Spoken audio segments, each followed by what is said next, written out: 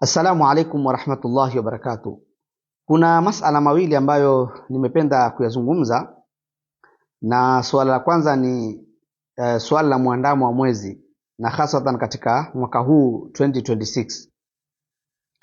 Imezoeleka kila mwaka ikifika wakati wa Ramadhani kunakuwa na kutofautiana kwa Waislamu katika suala la muandamo wa mwezi. Wengine wakafunga siku moja mbele na wengine wakachelewa kwa siku moja nyuma.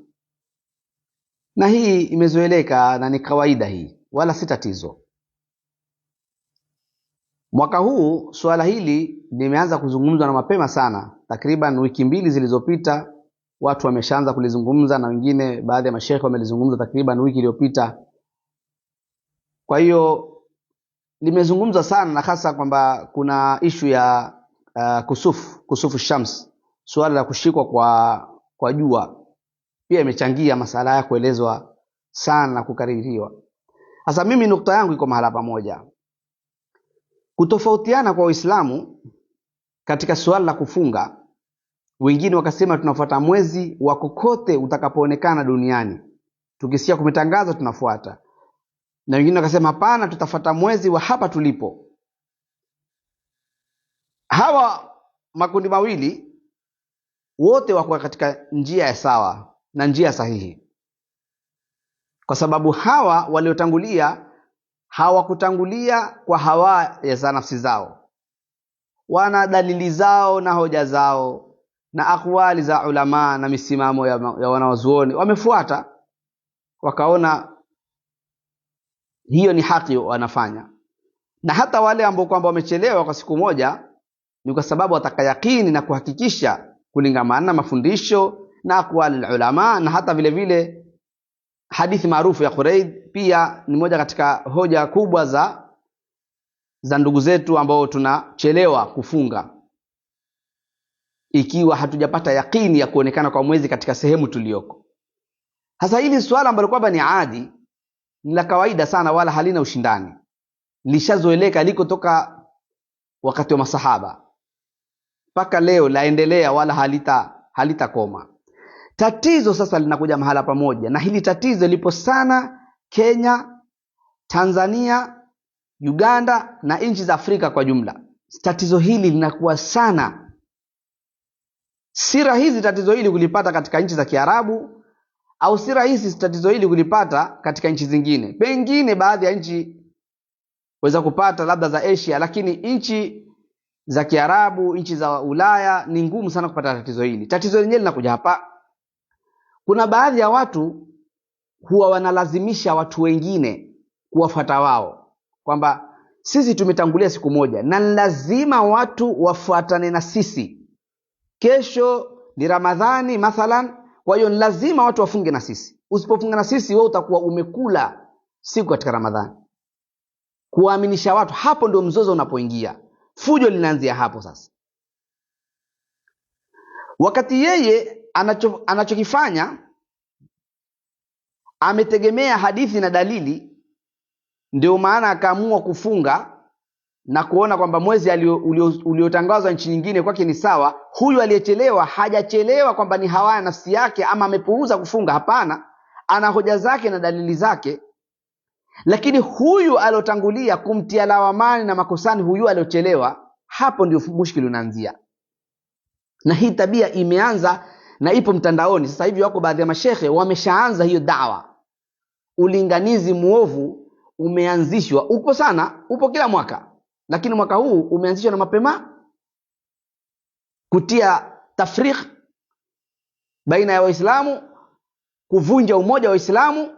Kisha wao wanakwenda mwisho wa siku wanasema kuna watu wanavunja umoja wa Waislamu kwa sababu sisi tulianza kufunga, wengine wakacheleweshwa. Wale waliochelewa wanavunja umoja. Wanaovunja moja ni nyinyi ambao kwamba mnatangulia na kulazimisha watu watangulie pamoja na nyinyi, wakati hakuna kilichowafanya nyinyi mkatangulia isipokuwa ni hoja na dalili mnazozitegemea, na hawa waliochelewa wamechelewa kwa hoja na dalili. Sasa hatusiingie masala ya hoja na dalili katika haya masaili. Masala yaliyoko hapa ambayo ndio kiini cha mazungumzo ni masala ya kulazimishana na kutiana makosani na lawamani. kwamba lazima mtufuate sisi, na msipotufuata sisi basi nyinyi mmeharibu dini yenu, mkalaumiwa, mkawa hamufai, mkabebeshwa na madhambi. Hapo ndipo tutataka kupaeleza shida ni nini, tatizo ni nini. Katika masala ya kulazimishana na watu kuona wengine hawa katika haki, kuna masulia mengine ambayo kwamba hapa ndani watu hawayaoni. Mathalan Tanzania kuna BAKWATA. BAKWATA kama hii manake ni taasisi ambayo kwamba imepewa vibali katika suala la mwezi, na kuna mufti Sheikh Abubakar bin Zuberi Allah yahfadhu. Mufti anatangaza kulingamana na juhudi zake alizozifanya katika kufuatilia swala la mwezi, na ana watu chini yake wanaomfuata. Sasa kunavotoka baadhi ya watu wengine tena, manake si taasisi, kuna baadhi ya makundi ya Waislamu wanapojitokeza kusema kwamba wao ndio wako katika haki, wao ndio katika sawa, maana yake kuitia lawamani ile BAKWATA na mufti na jopo lake na Waislamu wanaofuata kule, wao ndio wako katika haki. Hapo ndipo tutataka kujua hawa wanaolingania hivyo hoja zao ni zipi katika kuatia watu lawamani, kwa sababu sisi tunavyofahamu zipo baadhi ya akwal za wanawazuoni kwamba unaweza kufuata mwezi wa kokote ulioko. Ikiwa umetangazwa Saudia, nyinyi mkafunga huku Tanzania, maaleshi, which is okay, hatuna mzozo katika swala hilo. Mzozo uliko hapa ana swala lilioko mezani, aliyewapatia vibali, kile kibali na ile permit mliopewa, kwamba ikiwa watu hawakuwafuata nyinyi na kauli hiyo mlioshikilia, na ikatangazwa na BAKWATA kule hawakuona mwezi, mkawatia BAKWATA lawamani na mufti na Waislamu wengine, kibali hicho mmepewa na nani? Kwa sababu ikiwa nyinyi mmetangulia na zipo kauli wanawazuoni wengine wamezileta na watu wamezishikilia, lazima nyinyi muziheshimu aqwal ulama na muheshimu hadithi. Haiwezekani mufti na jopo lake wakawa na msimamo fulani, kisha nyinyi kazi yenu mtokako mseme wale hawako katika haki, wanaharibu, wanatatafriki, wanafarakanisha Waislamu.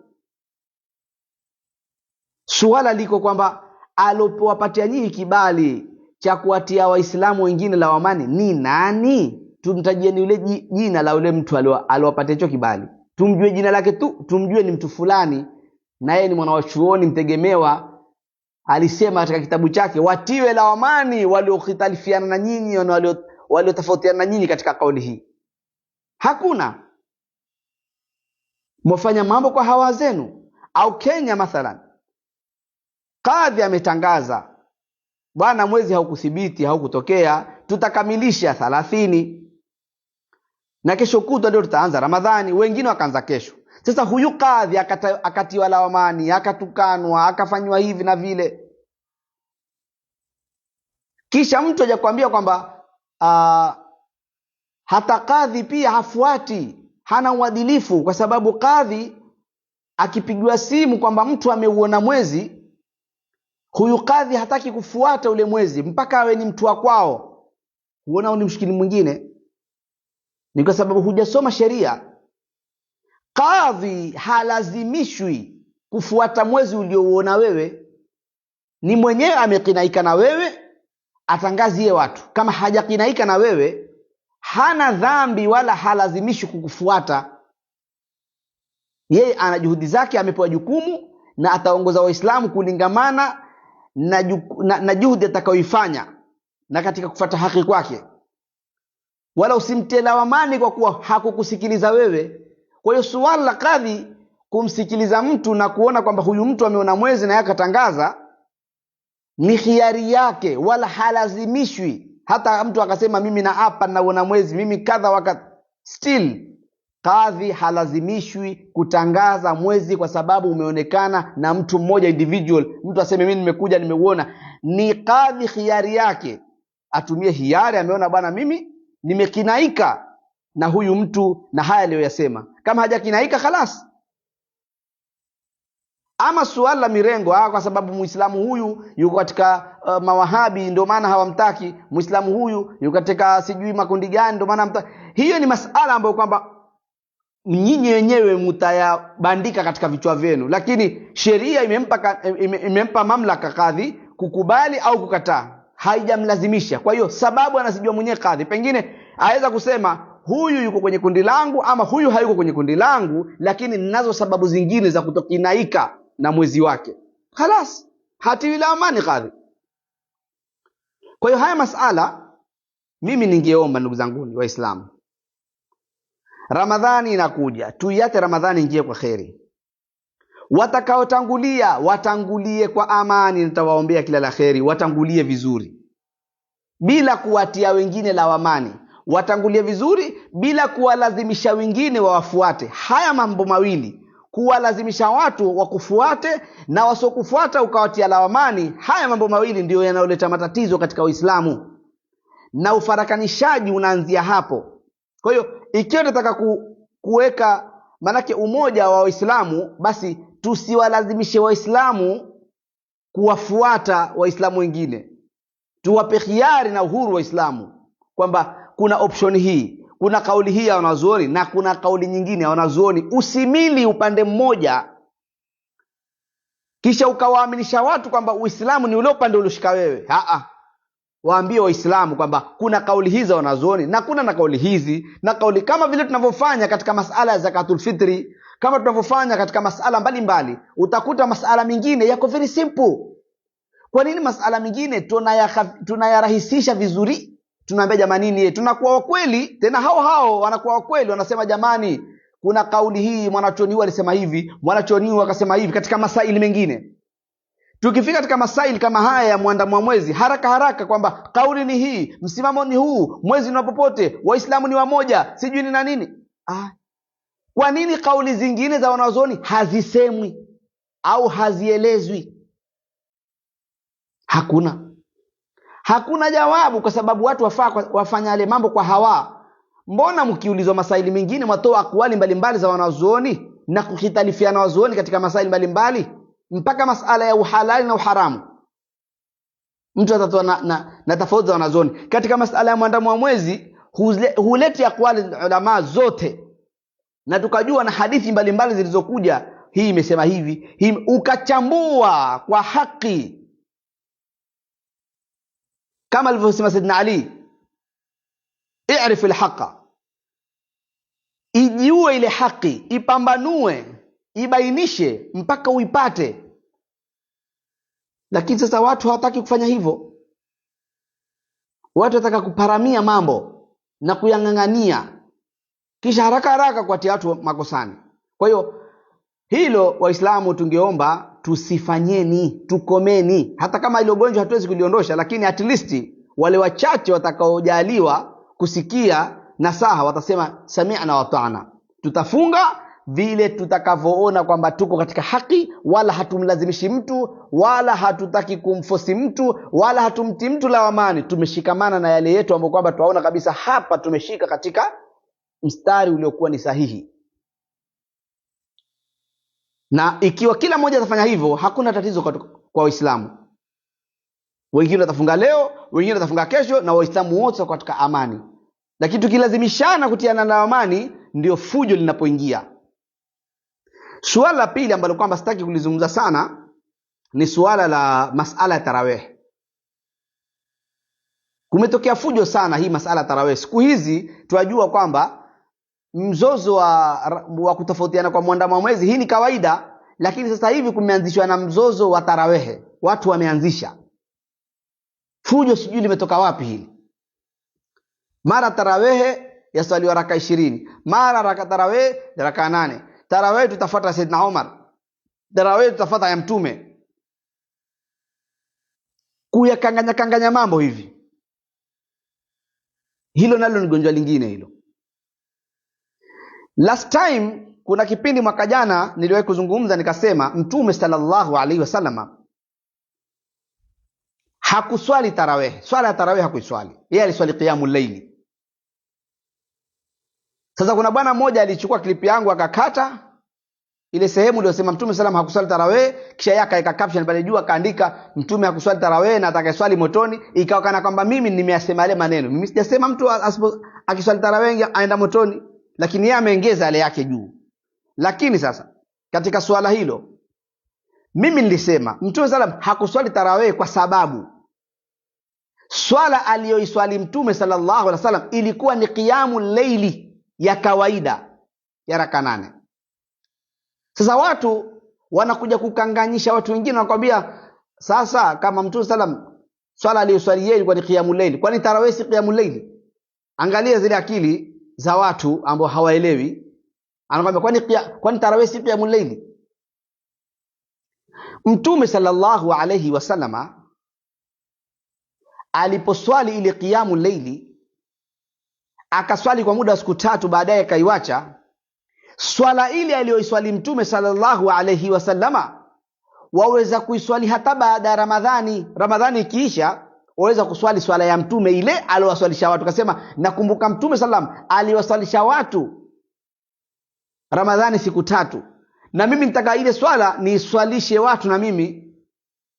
Utaambia unaweza kufanya hivyo, lakini wakati wote, sio Ramadhani peke yake, hata baada ya Ramadhani. Lakini swala ya tarawih huwezi kuiswali mwezi wowote isipokuwa ni Ramadhani peke yake. Swala liko hapa. Je, Mtume sallallahu alayhi wasallam aliwahi kufundisha swala yoyote ambayo mtu anaweza kuswali ama anatakiwa kuiswali iwe ni Ramadhani peke yake? Iko swala ambayo kwamba Mtume sallallahu ameifundisha kwamba swala hii ni ya Ramadhani peke yake? Ipo? Wale wanaosema kwa Mtume sallallahu aliswalisha watu tarawih, swala ni je, Rasulullah aliswalisha watu na alifundisha watu kuswali swala ambayo swala hiyo ni ya Ramadhani peke yake? Maana tarawih ni swala ya Ramadhani peke yake, haiswaliwi isipokuwa mwezi wa Ramadhani. Je, Mtume sallam aliwahi kupokea kwamba amefundisha swala yoyote ambayo swala hiyo yaswaliwa Ramadhani peke yake? Hakuna. Swala za Mtume sallam alizoziswali yeye na alizozifundisha za sunna ni za kuswaliwa ndani ya Ramadhani na nje ya Ramadhani, kama ilivyokuja katika hadithi ya Nana Aisha alipoulizwa, akasema Mtume sallam hazidishi ndani ya Ramadhani na nje ya Ramadhani, ila hizo raka 8 za qiyamul layl na zile 3 za witri. Sasa haya masala ya kuzozana na kusema kwamba tarawih Mtume sallam ndio alianzisha tarawih ipi ambayo kwamba tarawih ya kuswali? Kwa hiyo na maana Mtume sallam ile swala aliyoswali yeye aliyoswalisha masahaba siku 3 akawacha ilikuwa ni tarawih? Ikiwa ile swala ya Mtume sallam ilikuwa ni tarawih, basi baada ya Ramadhani itakuwa tuweze kuiswali swala ile, lakini tuweza kuiswali swala ile kwa sababu ni swala ya qiyamul layl ya kawaida. Halafu kuna baadhi ya watu wanakuja kuvuruga kwamba sasa Mtume sallallahu mwenyewe ameleta swala hii qiyamul layl raka 8, Saidna Umar ameleta 20. Tufuate Saidna Umar ama tufuate ya Mtume? Obviously ya Mtume ni bora. Mtu anakujibu ya Mtume ni bora, kwa hiyo tuache Saidna Umar. Subhanallah. Ukiswali raka 20 za tarawih ambazo Saidna Umar ndio alizozianzisha, ukifanya hivyo huwa umemfuata Mtume sallallahu alaihi wasallam. Kwanza hadithi yake maarufu, alaikum bisunnati wa sunnati al-khulafai ar-rashidin al-mahdiyyin, maarufu. Tujilazimishe na sunna zake Mtume sallam na mwenendo wake na mwenendo wa makhalifa zake. Mwenendo wa Saidna Umar ni swala tarawih. Kwa hiyo tunapofanya alichokifanya Saidna Umar ama tunapokifuata kile, huwa tumemfuata Mtume sallallahu alaihi wasallam kwa mafundisho yake na kauli yake kwamba tumfuate Saidna Umar ambaye ni kiongozi baada yake, na tukimfuata Saidna Umar huwa tumemfuata yeye Mtume sallallahu alaihi wasallam. Pili, Saidna Umar alipoanzisha ile swala, masahaba walikuwa wengi, wakubwa bado wako. Hakuna sahaba yoyote aliyojitokeza akasema Saidna Umar umeanzisha kitu ambacho kwamba hakipo. Mtume hakuswalisha watu raka 20, kwa sababu Saidna Umar alianzisha raka 20, hakuja na raka 8 za Mtume sallam, alikuja na raka 20. Wewe Umar umeanzisha kitu kipya, hichi kitu bwana ni chako wewe, hichi hakitakiwi katika Uislamu, swalisha zile zile za Mtume. La. Na mpangilio alioweka Saidna Umar wa sura ndogo ndogo, Saidna Umar hakuweka sura kubwa, sura zilikuwa ndogo kuwakafifishia watu na kuwasahilisha. Swala litakuja Saidna Umar ilikuwaje akaanzisha hichi kitu na kikawa cha Ramadhani peke yake? Kwa sababu Saidna Umar alipita wakati wa Ramadhani usiku, akakuta watu msikiti wa Mtume sallam, watu wanaswali kando kando, huwa swali kivyake, huwa swali kivyake, huwa swali kivyake, lakini wanaswali swala za qiyamul layli za kawaida. Saidna Umar akaja na wazo, akaona hapa lau hawa watu wataungana, tukaweka maadamu Ramadhani watu wanakuwa na shauku ya kuswali sana usiku, kwa nini tusiweke swala mahsusi, hii swala iwe ni ya Ramadhani kwa ajili ya watu kuweza kuswali kwa pamoja, ipatikane ile jamaa ya Waislamu. Kwa hiyo swala hii haiwezi kuwa ni swala zile zingine, la, kwa swala hii Saidna Umar ameibuni specific kwa ajili ya Ramadhani, ameibuni na kuiunda hasatan kwa ajili ya Ramadhani, kwamba hii swala maadamu watu wanakuwa wanahamu katika kufanya ibada na wako tayari katika kufanya lolote la kheri, kwa nini tusifanye hichi kitu? Kwa hiyo Saidna Umar akaanzisha ile swala na watu wakaifuata. Saidna Umar akaianzisha na masahaba wakaendelea nayo na hakuna alopinga, na ndio maana akasema ni'matul bid'ah hadhi, kwa hadithi maarufu. Alipoona wale watu sasa wamekusanyika masahaba na wanaswalishwa kwa pamoja, raha, akasema neema ya bid'ah hii, neema ya kuanzisha jambo la kheri, neema jambo kulianzisha lilokuwa la kheri ambalo halikuwepo. Ni jambo la kheri limeanzishwa, halikuwepo, lakini angalia neema yake. Kwa hiyo masala ya kuleta watu mambo ya tarawehe, ubabaishaji, tuacheni kabisa. Anayetaka kuswali raka 8 na swali, anayetaka kuswali raka 20 na swali, lakini tujue ya kwamba tarawehe raka 20. Ukiswali qiyamul layli una thawabu zako nyingi utapata, lakini usianze kuleta mkanganyiko kusema mimi nitaswalia Mtume, nitaswalia Mtume, maana sitaswali Saidna Umar. Hiyo Saidna Umar pia ni ya Mtume, kwa sababu Mtume ametuambia tumfuate Saidna Umar, tufuate kila atakachotuelekeza, na maswahaba wote wakafuata alichokianzisha Saidna Umar. Wewe waje kupinga kusema nitafuata ya Mtume. Wale masahaba walipoanzishiwa ile swala hawakusema tutaswalia Mtume, hatutaswali ya Umar, na waliswali ile ya Umar. Sasa wewe na maswahaba bora nani? Wewe unaswali raka 8 kisha ukawatia wengine makosani na lawamani, wewe na masahaba bora nani? Kwa sababu Saidna Umar alipoanzisha raka 20 masahaba wote walifuata. Wewe ni nani upinge? Mamlaka kupinga amekupa ni nani? Ikiwa masahaba wamefuata, hawakuona masahaba kwamba bora tufanye ile, hakuna masahaba walimwambia Saidna Umar, ya Umar tuswali ile ya Mtume bwana, hii yako hebu tuswali ya Mtume. Hakuna aliyofanya hivyo. Wote wakaamua kufuata kile ambacho kwamba Saidna Umar makibuni na hawakuona kosa ndani yake. Sasa wewe ambao kwamba waliona kosa, maana wewe ni genius kushinda masahaba, na wewe una imani zaidi na takwa kuwashinda masahaba ambao wamekubali kufuata na wakakubali kusalishana na swala ikaenda vizuri. Wewe una sana haki na dini waijua vizuri na takwa unao sana kuwashinda masahaba, kwamba ufuate Mtume umache Saidna Umar. Swali raka 8 za Mtume unazozitaka, lakini itakuwa swali raka 8 ambazo Rasulullah ameziswali kama qiyamul layli. Ikiwa wataka kuswali tarawih, swala inayoitwa tarawih, basi ni raka 20. Katika 20 angalia utaswali ngapi? Utaswali 2, utaswali 4, utaswali 6, utaswali 8, utaswali 10, lakini swali ikiwa wajua tarawih raka 20. Hata kama utakwenda kuswali misikiti ile ya kuswali raka 8, lakini ndani ya imani yako mimi naswali hii swala ni raka 20. Katika 20 mimi nitaswali zangu 4 ama 6 ama 8. na nikimaliza naweza kuendelea. Kama wao msikitini wameshamaliza, wewe endelea kivako, wala hakuna atakayekuzuia. Lakini tusitiane lawamani na makusani, hiyo tabia ikome. Allah tujalia ilman nafian wa rizqan wasian wa amalan mutaqabbala. Wassalamu alaikum wa rahmatullahi wa barakatuh.